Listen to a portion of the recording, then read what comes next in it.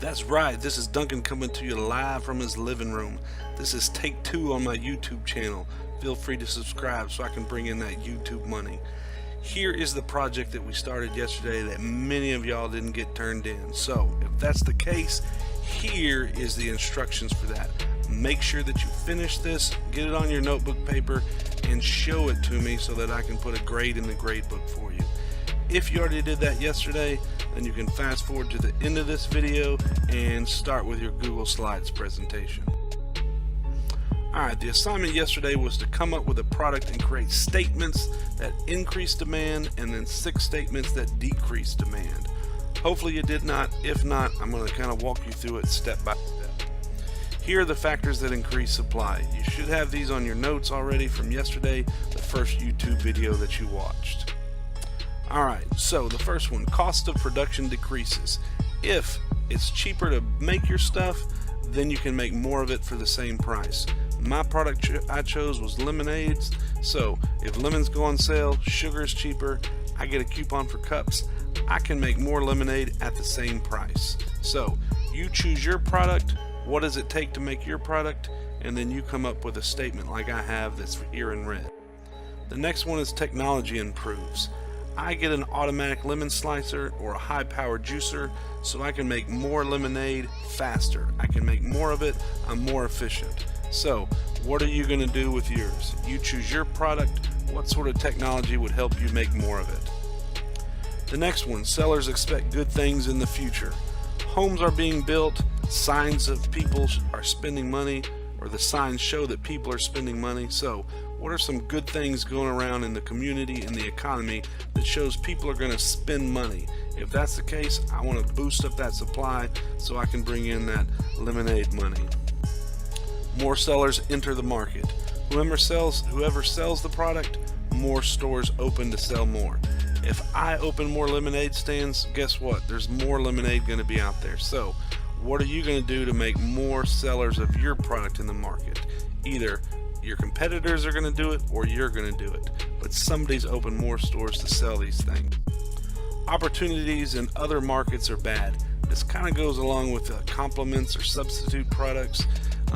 So if people want to buy something else, they're not going to buy your product. So for my lemonade, another drink, iced tea, coffee, something like that, milkshakes. If other things are going bad, if the price of milk goes up, you can't afford to buy milkshakes, come on over, buy some of my lemonade. So what product that you chose is going to cause that to happen with you? Something bad with another product that's similar to yours, which forces people to come over and buy your product. The last one is favorable natural events. Mine, lemons grow on trees, they need sun, they need water, so good weather means more crops, better supplies, juicier lemons. So what natural event needs to happen for your product to have a bigger supply, more ingredients, more supplies to make your product? And then we have a curve that shows a supply increase.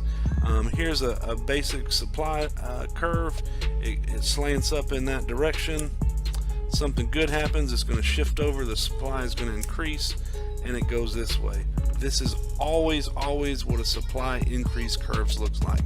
It shifts over to the right. I have my arrow, I have my new line. I should probably label these S1 and S2, but in the sake of time. Alright, now would be a good time to hit pause on this video, and if you need to finish up your 6 statements that increase the supply on your product, remember you can't do lemonade, that's what I'm doing, but if you want to do, pause the video so you can finish up the 6 statements that increase supply, then this would be a good time before we start with decreasing of supply. Alright, you're back with me. Glad to have you here. Here are the factors that decrease supply. It's basically the same things, just opposite. So if the cost of production increases, if sugar prices rise, if cup prices rise, I can't buy as many with the amount of money I have, so the supply goes down. If technology becomes outdated, if there's some new super blender that makes lemonade super fast and makes it extra healthy, extra frothy, extra cold, extra delicious, but I can't have the money to buy it, then that doesn't do me any good, and my competitors are going to make more lemonade. My supply comes down. So if my technology is outdated and there's better technology out there but I can't have it, my supply is going down. So what kind of technology would cause your supply to go down? If sellers expect bad things in the future. So if pay cuts are announced, if everybody in America is going to get a pay cut, if taxes are going to go up, if there's going to be less of a supply of money, if bad things are going to happen in the future, I'm saving my money.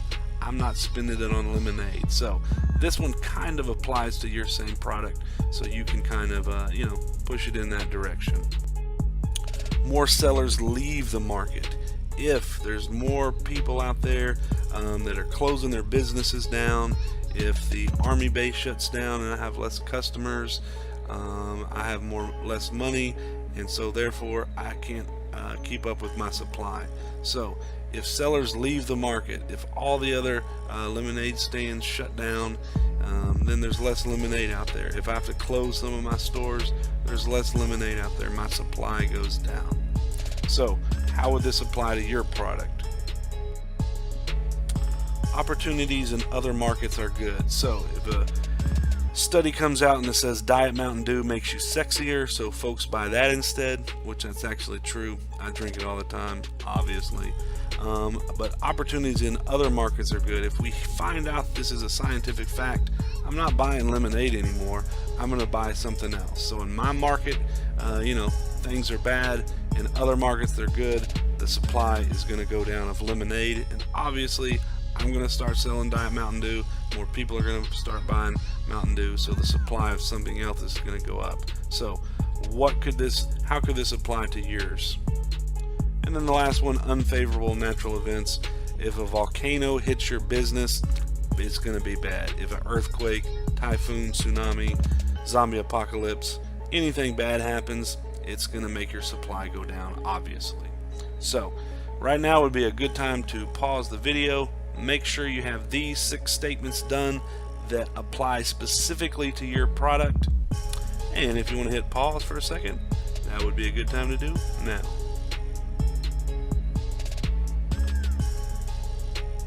Alright, you're back with me. Welcome back. It's nice to have you. Alright, here's what a supply decrease curve looks like. If supply goes down, it's going to shift to the left. And we put our arrow out there, we put our line out there. Once again, I should probably label the first line S1 and the decrease line S2, but just for time's sake, this is the way I did it. But this is always what supply decrease curves are going to look like. So you have this, you have your 6 statements that increase supply, you have your 6 statements that decrease supply, you got 2 graphs. This is the paper. If you did not turn it in yesterday, you need to walk yourself up to Mr. Duncan's desk, show him that you finished it so he can put a grade in the grade book for you, and you can click on and go to the next slide once you've done that and start our next computer project. Alright, here's the instructions for the computer project. Okay, hopefully you got that down. Hopefully you got your product, you got your statements, you got your notebook paper. You have all the information in front of you right now. All you've got to do is slide over to Google Slides and make a presentation. This one's going to be a little bit longer, 15, but you have everything done already. It's basically typing in, putting in some pictures, and going from there. So first thing you do, title slide with the names of you and your partner and your product, whatever that might be. Mine would have been lemonade. Then you're going to show 6 slides that shows what happens to increase, and then 6 slides that shows what happened to decrease. You have these statements already, so you're just typing them up. You'll have 2 graph slides, one that shows an increase in your supply, one that shows a decrease in your supply. They'll look exactly like the videos that we did in here. On each slide, tell me the generic increase and then be specific about your product. So on the first slide, it's going to be production costs go down so I can make more of my product. My specific product is lemonade. When lemon prices go down, then I can make more lemonade. My supply goes up. And then you're going to make it pretty. Put some pictures on it, put some color in it, make it pretty, and then narrate it. That's right, you're going to screencastify it. I want you to trim it up, make it look nice, cut off that ugly part in the beginning where your cursor is going around or your pointer is going around, and then cut off that ugly part at the back, and then you'll submit it as an MP4 file. That's right, you got to go to 123apps.com to get this done as well. Remember, we're not turning in a screencastify file, that WebM files. I don't like to mess with those. And then if it's extra pretty, then we will upload these to YouTube, and you can be well on your way to becoming a YouTube millionaire just like me. Now, just so that you have an idea of what your slides are supposed to look like, I got one more slide in this presentation, one more slide in this YouTube video, and here it is. If I was doing mine, I would put this: the first factor that will make my supply increase is a decrease in the cost to produce my product. What this means is, in my lemonade business, if the price of lemons, sugars, or cups go down, I have more money to buy more supplies and can make more lemonade using the same amount of money. So I put some down arrows to kind of indicate the price. You know what, I should probably put a couple dollar signs on those arrows. I might go back and do that. I got a picture of lemons, and then I have this beautiful background. If you see it, kind of the sunlight is shining down on my beautiful slide, and it kind of fades into the beautiful green. So make your slides pretty. You'll have 15 slides total. You'll have narration. You'll have it turned in. Remember, it has to be turned in under Google Classroom, under you and your partner's name to get credit. Alright, hopefully you got all this down. We've been doing this for a little while, so make it happen. Click buttons, see what happens. It's easy to work in the Google Slides because it always saves for you. So don't be afraid to try some things. Make it be a little exceptional. Hope this works out for you. Thanks again for watching my YouTube video. Feel free to subscribe, and when I become a YouTube millionaire, I won't forget the little people that help me get there.